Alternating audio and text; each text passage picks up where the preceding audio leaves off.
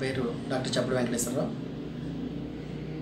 ఇప్పుడు ఈ మధ్యకాలంలో నిన్న ఈవేళ వంగవీటి తనయుడు తెలుగుదేశం పార్టీలోకి వెళుతున్నామని చెప్పే ఊహాగానాలపై ఇది పూర్తిగా వ్యతిరేకించదగాల్సిన విషయం.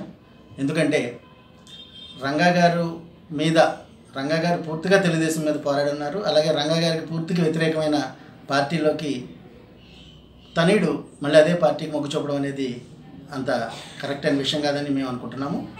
ఇది చాలా బాధాకరమైన విషయం. టీవీ గారికి నమస్కారం. నా పేరు దానం నీలకంఠ. ఇటీవల రాష్ట్రంలో జరుగుతున్నటువంటి రాజకీయ పరిణామాలు, వంగవీటి మోహన్ రంగా గారి అబ్బాయి వంగవీటి రాధా గారు తెలుగుదేశం పార్టీలో జాయిన్ అవ్వడం గురించి అభిప్రాయం అడిగారు. అయితే ప్రస్తుతం మన రాజకీయాల దర్శనకు మారిందండి. మనం చూస్తూ ఉన్నాం, రాజకీయాలన్నీ కూడా ఇప్పుడు ట్రేడ్ పాలిటిక్స్ లైన్లో పోయినాయి. ఎవరో సిద్ధాంతాల మీద నిలబడేటువంటి వ్యక్తులు.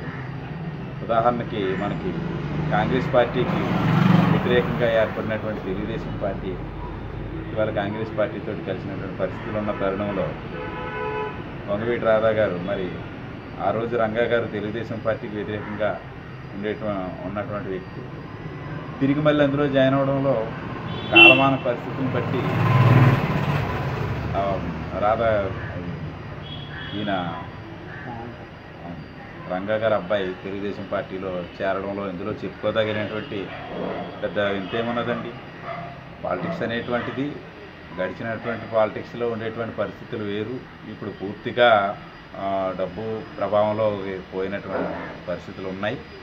కాబట్టి ఎవరో కూడా సిద్ధాంతం మీద నిలబడేటువంటి వ్యక్తులు లేరు. గెలిచిన తర్వాత ఆ పార్టీలో ఉంటారనేటువంటి పరిస్థితులు కూడా మనకేమి ప్రజలందరూ చూస్తున్నటువంటి విషయం. వంగవీటి రాధా గారు వైసీపీకి రాజీనామా చేసి తెలుగుదేశంలో జాయిన్ అయ్యారు.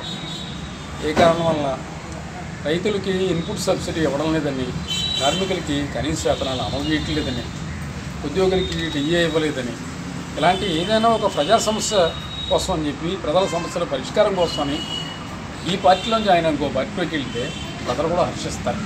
ఆయన అందుకోసం చెప్పి వెళ్ళలేదు. ఇందులో సీట్ ఇవ్వట్లేదు కాబట్టి అందులో పోతున్నాడు ఆయన. అందులో సీట్ ఇవ్వాలంటే ఇంకో పార్టీలో పోతాడు ఆయన. ఇప్పుడు నేను మాట్లాడేది ఆయన అప్పటి గురించే కాదు. తెలుగుదేశంలో ఉన్న వాళ్ళ పని ఏంటంటే వైసీపీలో ఉన్న వాళ్ళకి గ్యాలం వేసి లాక్కోవడం. వైసీపీ పని ఏంటంటే తెలుగుదేశంలో ఉన్న వాళ్ళకి గ్యాలం వేసి వైసీపీలో లాక్కోవడం. అందులో ఉన్నవాళ్ళు ఇందులో ఉన్నవాళ్ళు అందులోకి లాక్కోవడం చెప్తే ప్రజా సమస్యల పరిష్కారం చేయాలనేటువంటి అవసరం, ఆతృత ఈ రెండు పార్టీలు నాకేం కనిపించట్లేదు. తెలుగుదేశం మంచి మెజార్టీతో అధికారంలో ఉంది. వాళ్ళు ప్రజా సమస్యల పరిష్కారం చేసింది లేదు. జగన్ వైసీపీ బలమైన ప్రతిపక్షంగా ఉన్నారు. కావలసినంత మంది ఎమ్మెల్యేలు ఉన్నారు. అంతమందిని ఎక్కితే వాళ్ళు అసెంబ్లీలో కూర్చొని అధికార పార్టీని నిలేసి ప్రజా సమస్యల పరిష్కారం కోసం చెప్పి వాళ్ళేమీ ప్రయత్నం చేయరా. అసెంబ్లీని ఎగ్గొట్టి బయట తిరుగుతూ ఉన్నారు. ఇంకా ఓటేసి గెలిపించిన తర్వాత కూడా ఆయన అసెంబ్లీకి వెళ్ళినప్పుడు రేపు పొద్దున మళ్ళా ఇంకోసారి ఓటు వేయమని ఆయన ఎలా అడుగుతాడు, ప్రజలు అలాగా ఓటు చేస్తారు. అందుకని ఈ రెండు పార్టీల వైఖరి కూడా ఒకలాగే ఉన్నాయి. ప్రజా సమస్యల కోసం అని చెప్పి వాళ్ళు ఏం ప్రయత్నం చేయట్లేదు. Please subscribe new waves. ఇలాంటి మరిన్ని మంచి వీడియోలు కావాలని కోరుకుంటున్నారా? అయితే పక్కనే ఉన్న గంట సింబల్ను క్లిక్ చేయండి. అలాగే సబ్స్క్రైబ్ చేయండి.